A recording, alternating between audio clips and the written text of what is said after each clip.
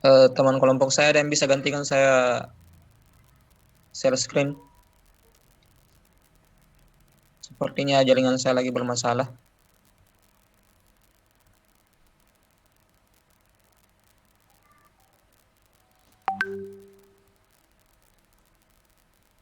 Bisa dikirim mungkin PPT-nya.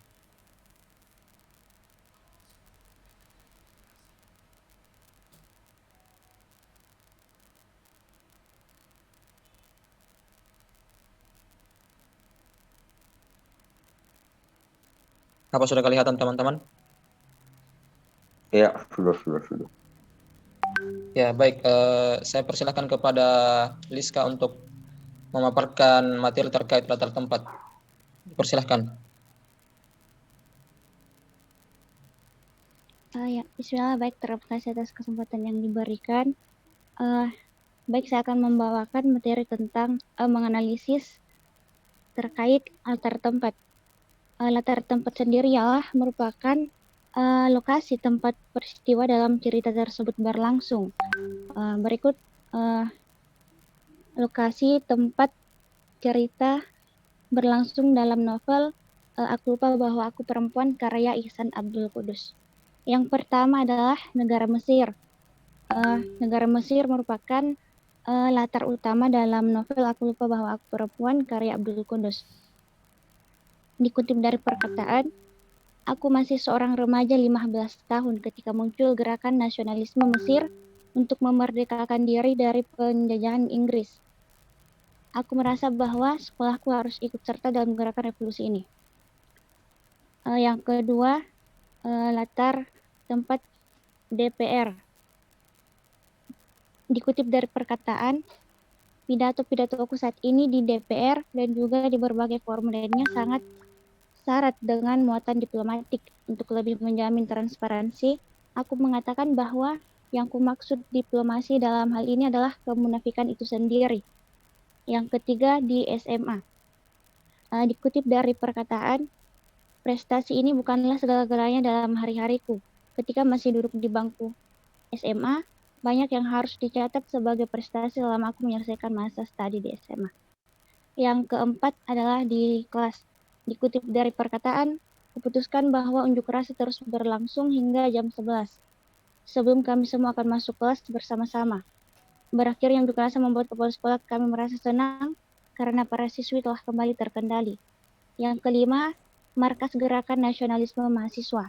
Dikutip dari perkataan, dia mengajakku mendatangi dan berkunjung ke markas gerakan nasionalisme mahasiswa.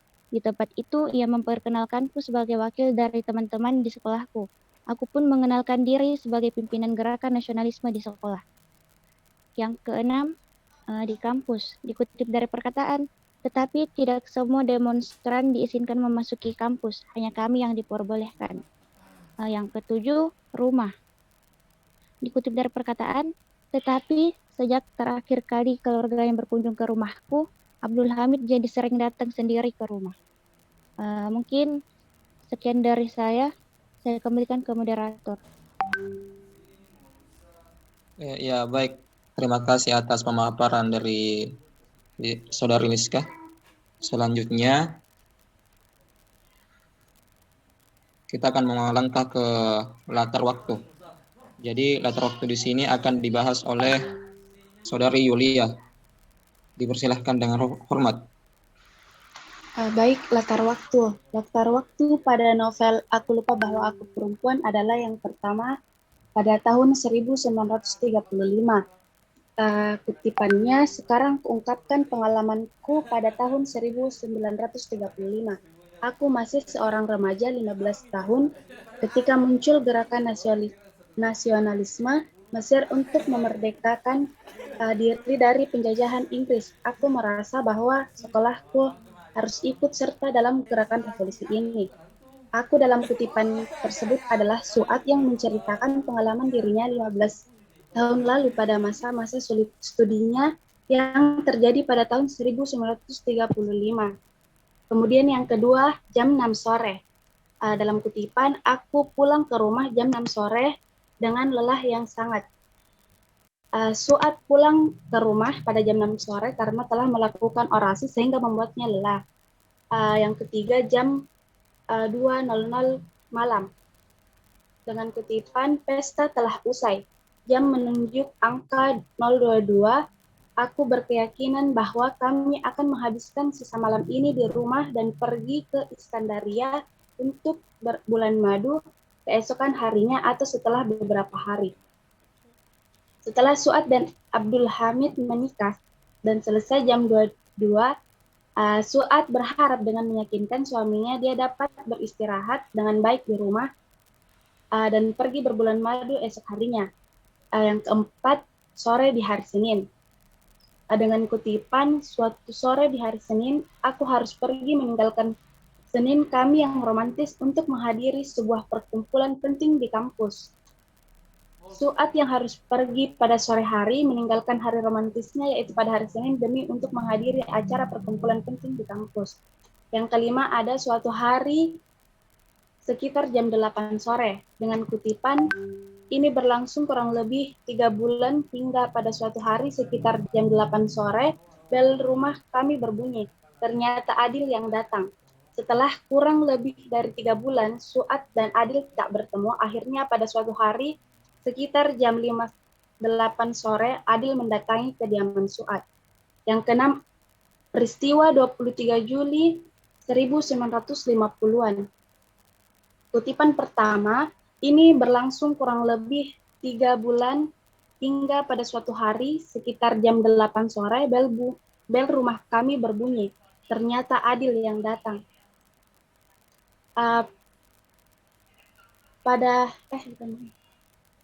Kutipan yang pertama, ketika itu tahun 50-an, percaturan politik di Mesir semakin tajam. Perkembangannya berlangsung dalam hitungan hari.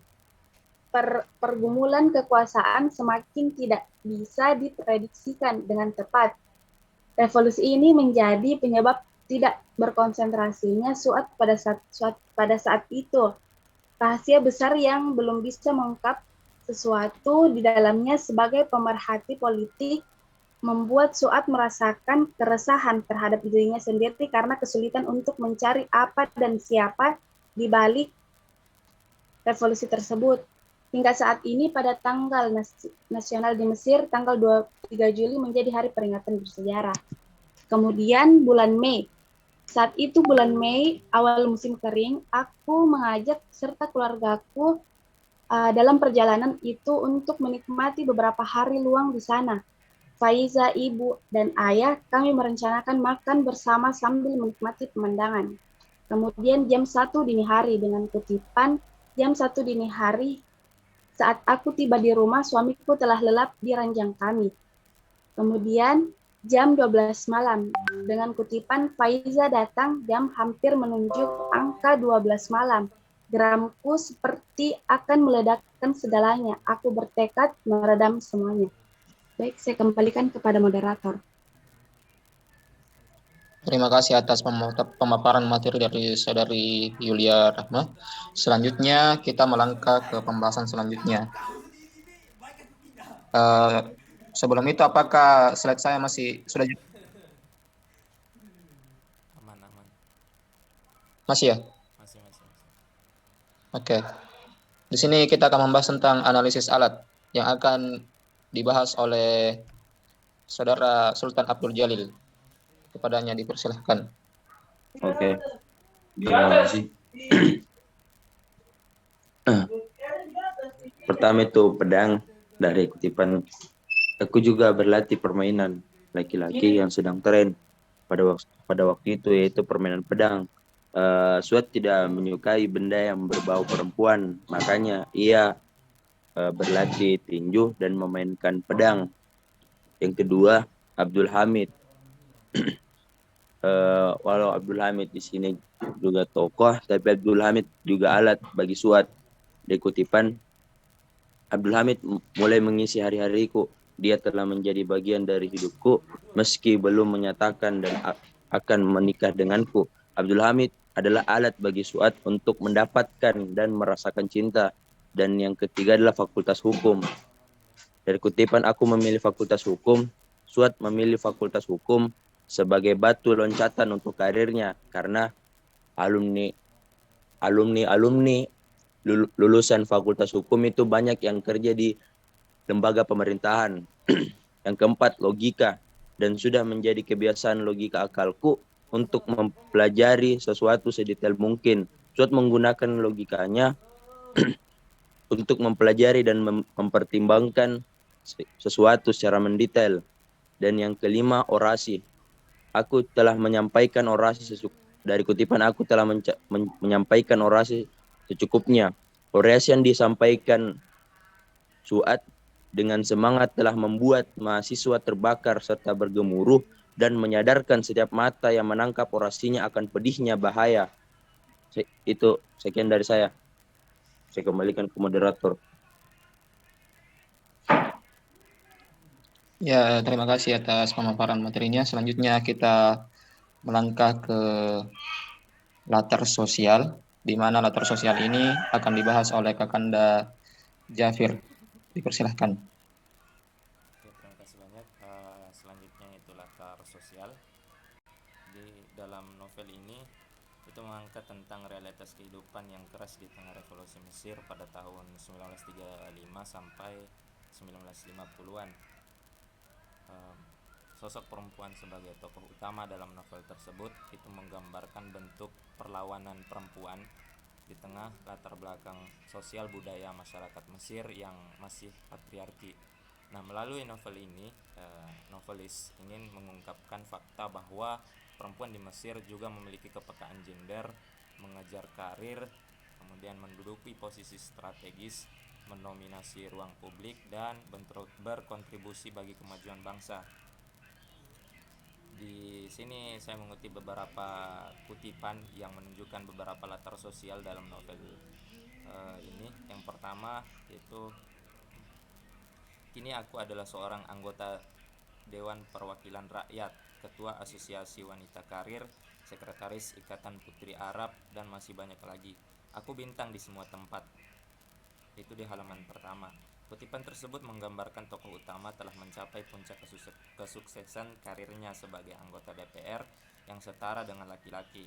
Sebagaimana ungkapan Torham dalam Ratnawati 2013, bahwa perempuan ketika mulai eksis untuk dirinya sendiri, maka ia menciptakan kebebasan sendiri dan masa depan yang lebih baik. Suat sebagai tokoh utama itu berhasil melawan konstruksi budaya patriarki masyarakat Mesir, di mana istri itu dianggap sebagai pelayan suami dan penjaga rumah.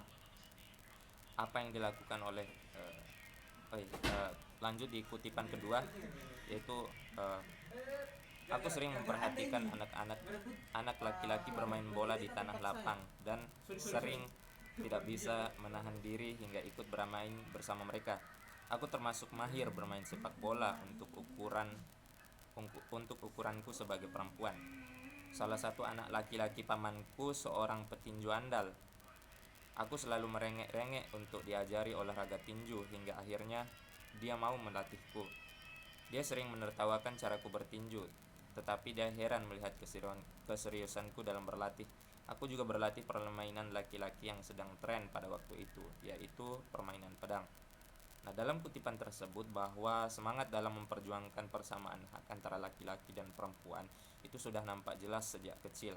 Sensitivitas gender yang dimiliki oleh Suat itu merupakan representasi dari gagasan kepedulian terhadap fenomena perempuan Mesir yang kepedulian penulis atas intelektualnya terhadap fenomena perempuan di Mesir.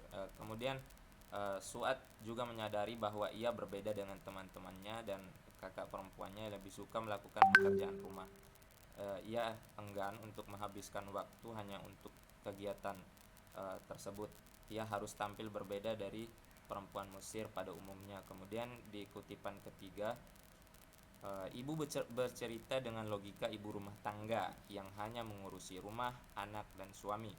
Ibu seperti kakak, jangan lupa bahwa aku bertanggung jawab atas sisi lain dalam hidupku, sisi perempuan karir. Itu di halaman 41. Nah, dalam dialog antara ibu dengan Suat di atas itu menggambarkan bahwa sosok ibu masih memegang teguh budaya Mesir yang menganggap seorang istri itu hanya mengurus rumah, anak, dan suami saja. Kemudian prinsip tersebut diikuti oleh kakaknya. Namun Su'ad itu berusaha melawan paradigma tersebut. Ia bersikukuh untuk menjadi seorang istri yang setara di dalam rumah tangga dan bertanggung jawab atas karirnya. Itu disebutkan dalam kutipan yang berbunyi, "Tenang Bu, jangan takut. Meski aku tidak menyibukkan diri di dapur, aku dan akalku akan mampu menjaga keutuhan rumah tangga kami." Kemudian kutipan yang keempat, laki-laki yang memutuskan untuk selamanya melajang tetap mendapatkan tempat yang layak dalam masyarakat, sedangkan perempuan yang memilih untuk tidak menikah itu seringkali dikucilkan oleh masyarakat. Asumsi masyarakat mengatakan bahwa perempuan yang tidak menikah berarti tidak cantik atau buruk perangai, bahkan bisa juga dicap gila. Perempuan bertanggung jawab untuk melanjutkan keturunan, yang berarti tanggung jawab melangsungkan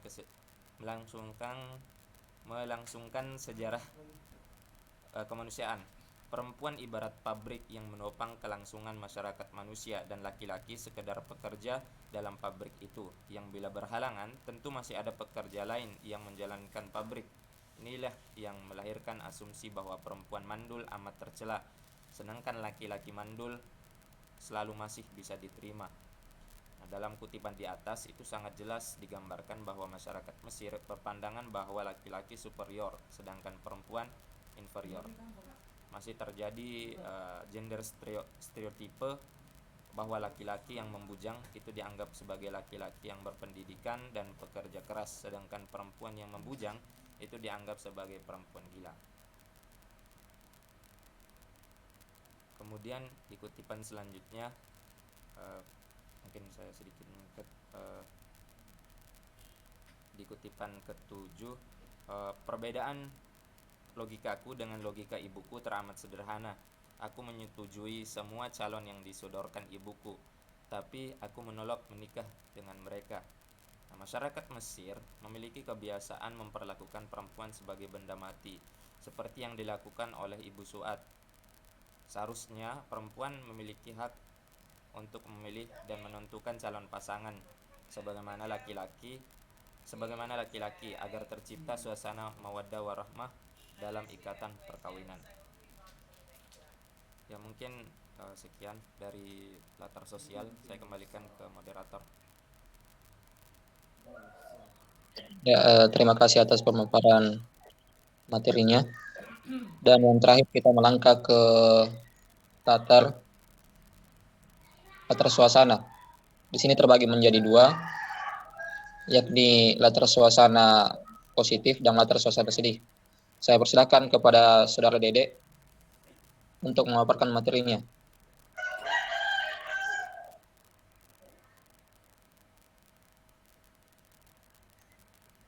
Apakah Saudara Dede mendengar suara saya? Ya, baik. Jika jaringan Saudara Dede tidak memungkinkan, maka saya akan melemparkan materi ini ke Saudari Liska untuk pemaparan latar suasana positif. Dipersilahkan. Bismillah, baik. Di sini ada dua latar suasana, yaitu positif dan sedih. Apa ini? Iya. Baik, saya akan membacakan tentang latar suasana positif. Dari kutipan, akulah perempuan sukses yang berhasil mewujudkan setiap cita dan kehendak diri, hingga aku mampu menjadi diriku hingga seperti sekarang ini. Kini aku adalah salah satu anggota Dewan Perwakilan Rakyat, Sekretaris Ikatan Putri Arab, dan masih banyak lagi. Aku bintang di semua tempat. Tidak ada forum resmi perempuan yang tidak menempatkan aku dalam baris kehormatan. Kutipan di atas merupakan data emosi positif bahagia. Kemudian kutipan berikutnya, bertahun-tahun aku hidup sendiri sebelum akhirnya kuputuskan menikah lagi. Tahun-tahun yang panjang kesendirian itu memiliki dua alasan. Pertama, keinginanku untuk berkonsentrasi pada pekerjaan dan ambisiku untuk membangun karir. Kedua, kehendaknya untuk memilih Faiza secara lebih utuh. Alasan kedua inilah yang lebih dominan. Aku ingin dekat dan mengenal dia sehingga aku tidak asing baginya. Kutipan di atas merupakan data emosi positif. Baik, sekian dari saya kembalikan kepada moderator. Ya, baik. Sekali lagi, apakah Saudara Dede sudah bisa mendengar?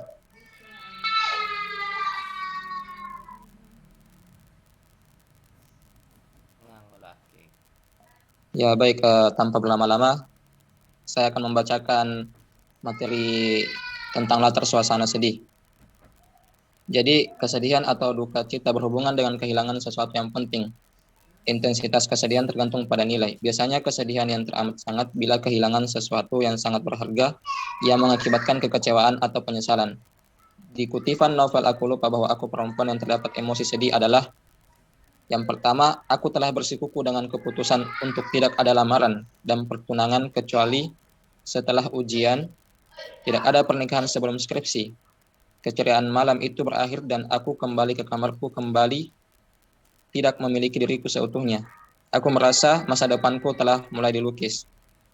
Kata ini dikutip dari novel pada halaman 28.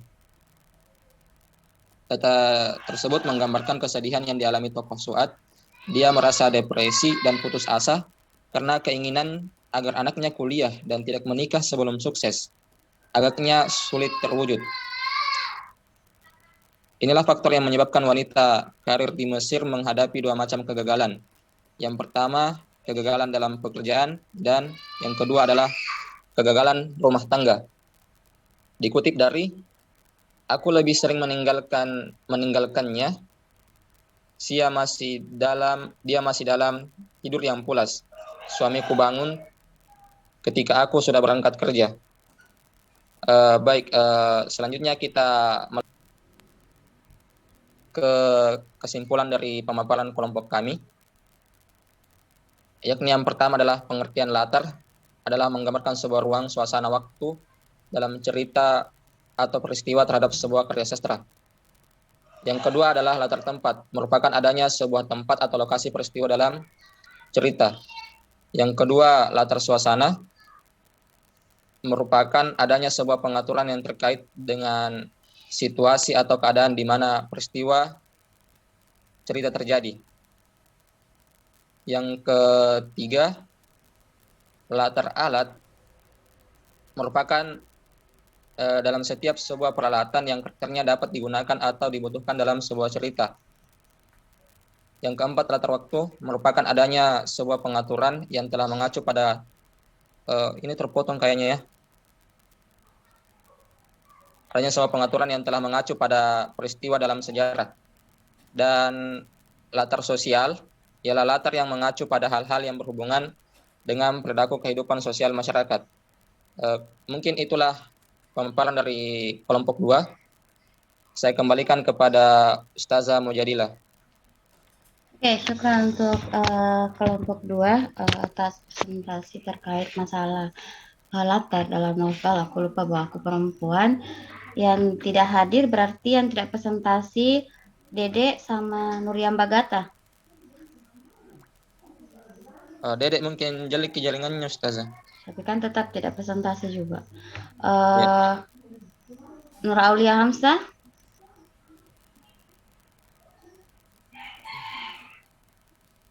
Presentasi tadi. Nah, tadi jaringan saya sempat ini. Jafir. Halo.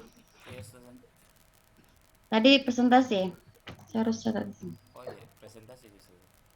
Oke.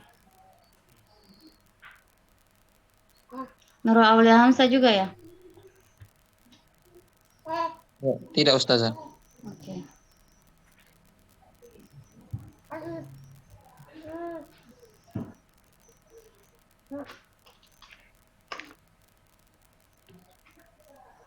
Oke ya, terkait dari analisis dari yang dilakukan oleh kelompok 4, alhamdulillah sudah bagus.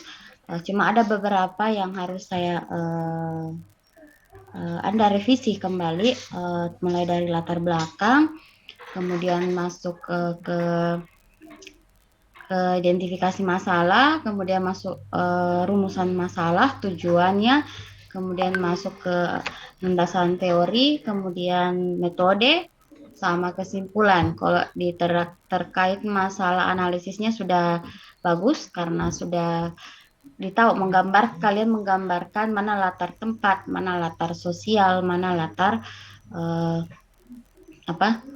latar waktu. Nah, saya share screen ya, karena Anda terlambat memberikan saya ini sehingga saya belum mengoreksi semua. Saya baru melihat sepintas dari situ dan dari hasil presentasi kalian. Saya baru berapa yang harus saya komen, kemudian saya kirim nanti di sekolah. Jadi kalian nanti kirim di sekolah tugasnya, saya sudah menambahkan waktu dan saya akan umpan balik buat Anda untuk merevisinya.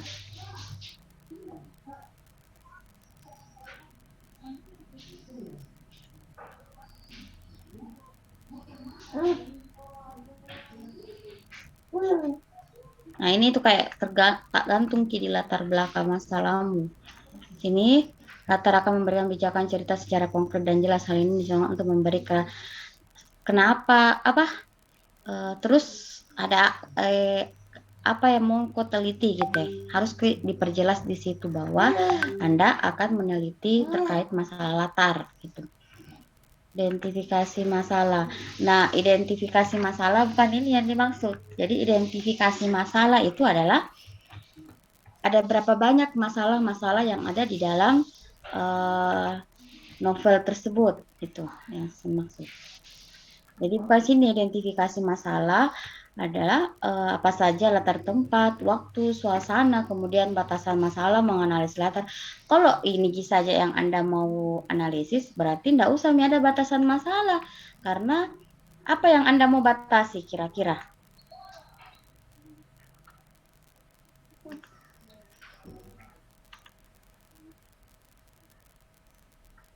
Mana kelompok 2? Iya, Ustazah. Nah, identifikasi masalah Anda apa saja latar tempat, waktu, suasana, alat, dan sosial. Nah, Anda membatasi. Apa yang Anda batasi dari sini? Sementara yang akan kalian bahas adalah latar. Nah, di sini identifikasi masalah itu adalah masalah yang Anda ungkapkan di latar belakang masalah apa saja yang ada di novel tersebut, apakah terkait latarnya, terkait orangnya, tokohnya, terkait bagaimana latar dengan tokohnya, bagaimana ini konfliknya seperti apa, itu yang Anda ungkapkan di latar belakang sehingga ada yang namanya identifikasi masalah. Kemudian dari situ Anda akan membatasi bahwa Anda hanya menganalisis pada latar. Jadi pusat kalian untuk analisisnya adalah latar. Jadi kalau seperti ini Anda identifikasi masalah Anda hanya latar, tempat, waktu, tapi di batasanmu latar, dan yang akan kamu jelaskan, yang akan kalian analisis adalah latar, ada latar tempat. Jadi kalau ini saja ya kalian temukan di identifikasi masalah, tidak usah ini ada batasan masalah karena tidak ada yang mesti dibatasi. Ya, Ustazah, dipahami. Iya, paham ya? Kelompok 2.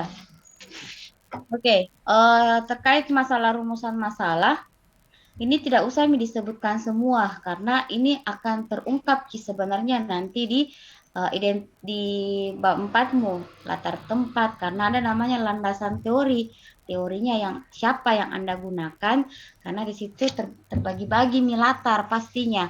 Nah, itu yang harus kalian analisis atau harus kalian identifikasi latar-latar apa saja yang ada di dalam novel tersebut, sehingga saya mengganti, Anda hapus ini saja dan Anda menggantikannya bagaimana latar yang tergambarkan di dalam novel itu. Jadi satu saja rumusan masalahnya. Bagaimana latar yang tergambarkan dalam novel itu, atau apa saja latar yang tergambar di dalam novel ini. Itu. Nah, tujuan penelitian. Nah, ini yang harus saya tekankan minggu lalu juga ini. Tujuan penelitian itu harus sama dengan rumusan masalah. Berapa rumusan masalah yang Anda gunakan, maka tujuan penelitian pun seperti itu. Kalau latar belakang rumusan masalah Anda ada 5, berarti tujuan penelitian Anda ada 5.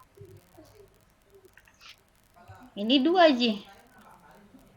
Nah, ini harus kalian perhatikan, karena ujung-ujungnya akan kalian temukan juga yang ini nanti di akhir ujung perkuliahan kalian. Nah, ini kan cuma satu, bagaimana latar yang tergambarkan dalam novel. Jadi saya bilang ini hapus saja, tidak usah ini.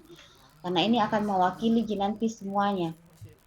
Nah, nanti tujuan penelitianmu adalah menganalisis. Boleh Anda juga menggantinya mengidentifikasi atau kalian mau mendeskripsikan latar yang tergambar di dalam novel itu saja. Mau menganalisiskah atau mau mendeskripsikan.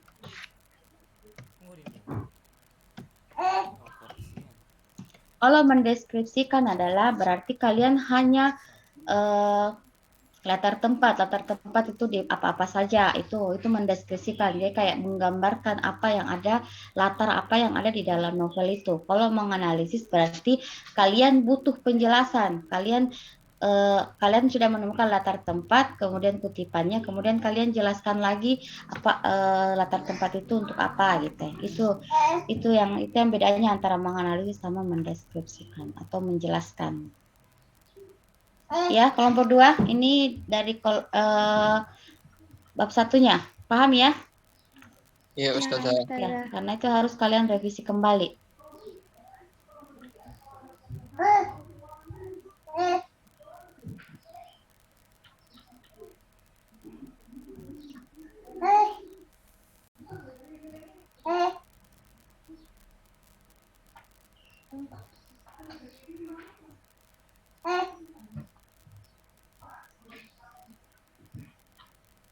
Oke, enggak apa-apa, bab 2-nya seperti ini. Berarti punyanya Nurgiantor yang Anda gunakan ya? Oke. Nah, ini juga di kerangka berpikir. Ini di kerangka berpikir kalian tidak usah sebutkan ini latar tempat, latar waktu, karena kalau kalian sudah menyebutkan ini di sini berarti sudah penelitian kalian, orang sudah tahu nih apa yang ada di dalam novel itu, analisis apa yang ada di dalam novel itu. Jadi cukup latar saja, tidak usah menyebutkan ini. Jadi hapus ini aja ya. Iya, Ustazah. Ya. Oke, penelitian relevan. Penelitian relevan tidak usah dikasih begini, sayang.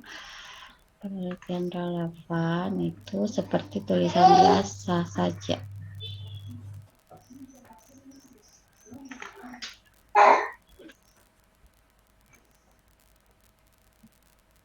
Berapa penelitian relevan ini? 1 orang? 1 saja. Masa 1? Ya, ini saja. Nah, penelitian dengan judul penelitian berpresentasi tokoh utama novel. Kajian pembahasan dari penelitian ini.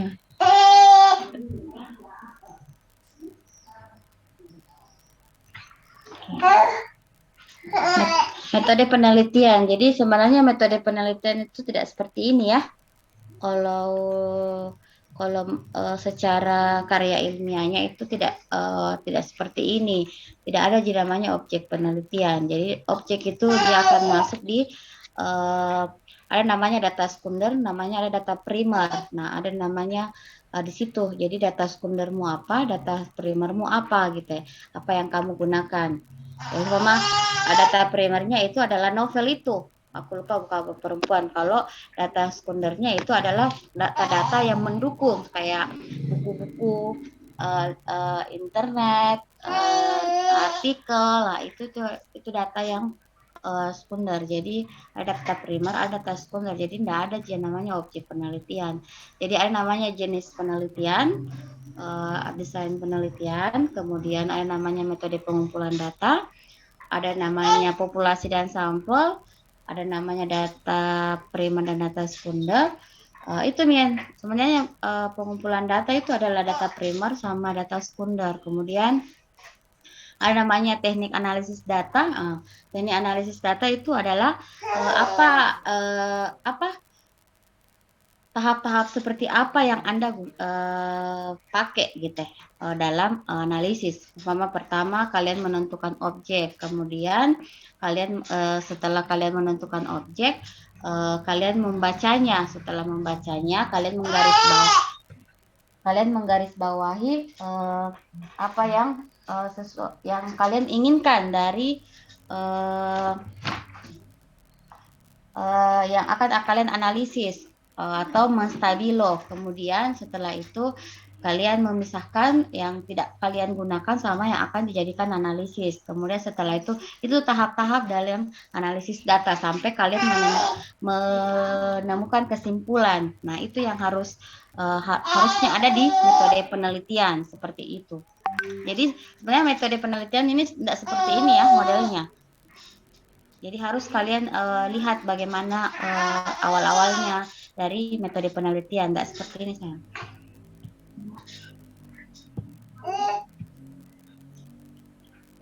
Nah, di pembahasan saya kira tidak terlalu ini, karena kalian sudah mengidentifikasi atau kalian sudah mendeskripsikan latar apa yang ada di dalam novel itu. Jadi yang tergambar di dalam novel itu. Tapi seumpama di negara Mesir, contohnya latar tempat negara Mesir, kutipannya itu ada berapa yang menyebutkan negara Mesir itu. Tunggu ya.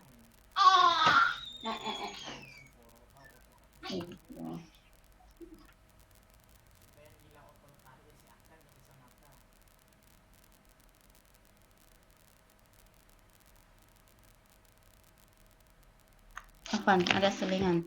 Jadi sebenarnya di latar tempat seperti ini sudah oke. Ini kelihatan Ji, berpindah gitu.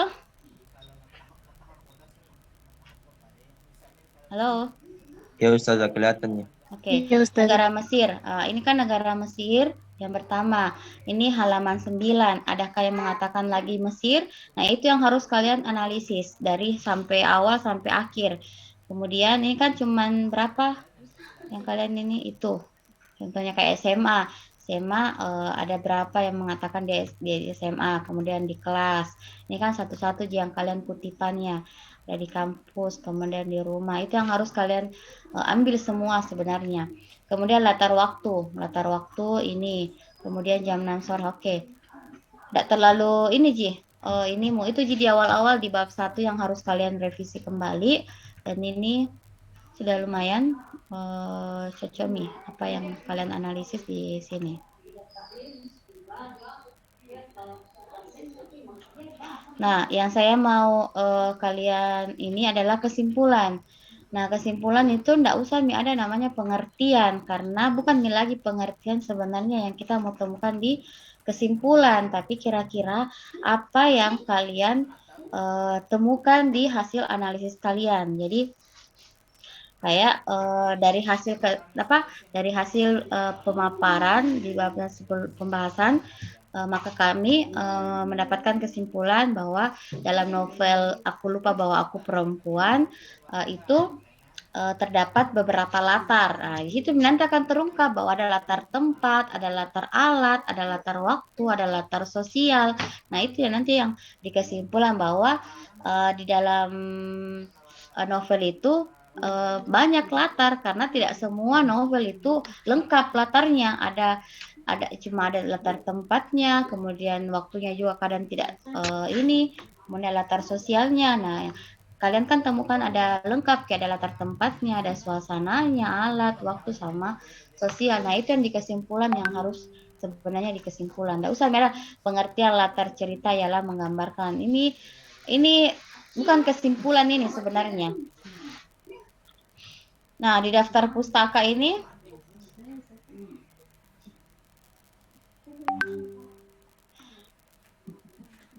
Nah, ini di daftar pustaka ini harus kalian perhatikan ininya. Walaupun kalian pakai aplikasi Mendeley atau aplikasi apa, ini harus kalian perhatikan huruf abjad pertamanya. Jadi harus diperhatikan ini.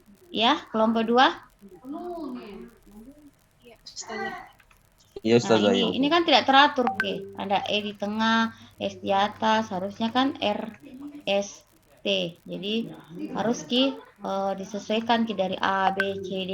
Kalau dia sama, hurufnya sama, maka huruf keduanya lagi. Kalau dia sama huruf keduanya, berarti huruf ketiganya lagi. Jadi itu begitu cara penulisan daftar pustaka. Disesuaikan dengan abjad. Paham toh? Kelompok 2? Paham, Ustazah. Paham Ustazah. Oke, jadi nanti saya kirim ke sekolah, kalian kirim dulu tugasnya, nanti saya akan kirim ini. Setidaknya kalian sudah mengerjakan nanti di akhir di pertemuan pekan 16 sudah bisa mengumpulkan revisi dari apa yang saya sudah koreksi. Gitu.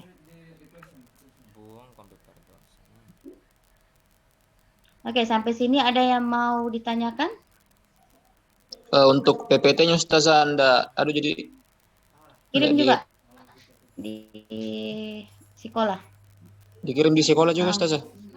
Yang hasil revisi atau yang ini saja dulu Ustazah? Yang ini dulu, yang sebelum revisi nanti pekan terakhir, P. Oh iya. Iya, karena kan ini kalian japri saya kan? Dan ini harus terupdate di sekolah bahwa kalian memang mengumpulkan tugas. Nah, kita diperiksa biasa juga dari atas, apakah sekolah kita digunakan atau tidak. Ada yang mau ditanyakan terkait masalah ininya atau yang lain? Itu daftar pustakanya. Dia Ustaz tadi yang apa lagi? Yang kalau tahun. Iya, harus disesuaikan abjad. Iya, sesuai abjad sama itu. Iya. Iya kan, walaupun kalian pakai Mendeley itu masih bisa jadi edit toh. Iya. Mendeley itu hanya membantu kita supaya tidak ada yang tertinggal atau teratur memahami, sehingga kita yang harus memperbaiki tulisannya, ini urutannya itu yang harus diperbaiki. Tapi biasanya Mendeley teratur sih. Sesuai abjad sih sebenarnya, tapi tergantung style yang kalian pilih.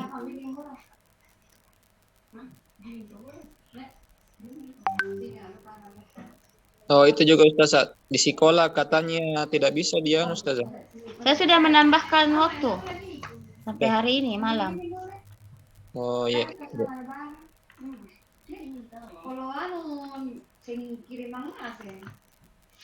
Oke, masih ada yang mau ditanyakan terkait masalah ini? Kelompok lain? Nggak ada, Mi?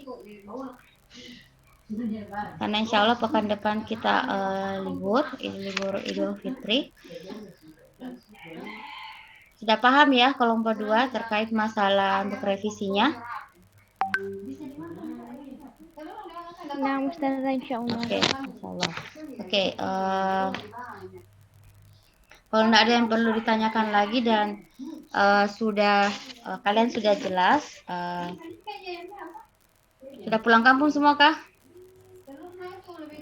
Sudah Ustazah. Oke, Belum Ustazah. Panggilan makan coto. Sebelum menutup perkuliahan hari ini, saya tutup Minah. Insya Allah pekan selanjutnya lagi setelah Idul Fitri kita akan ketemu lagi. Masih saya tidak tahu masih online atau offline, tapi kayaknya masih online. Sebelumnya saya memohon maaf atas segala kehilafan, dosa, perkataan, tingkah atau apa pun dari saya memohon maaf kepada kalian, minal aidin wal faizin, mohon maaf lahir dan batin.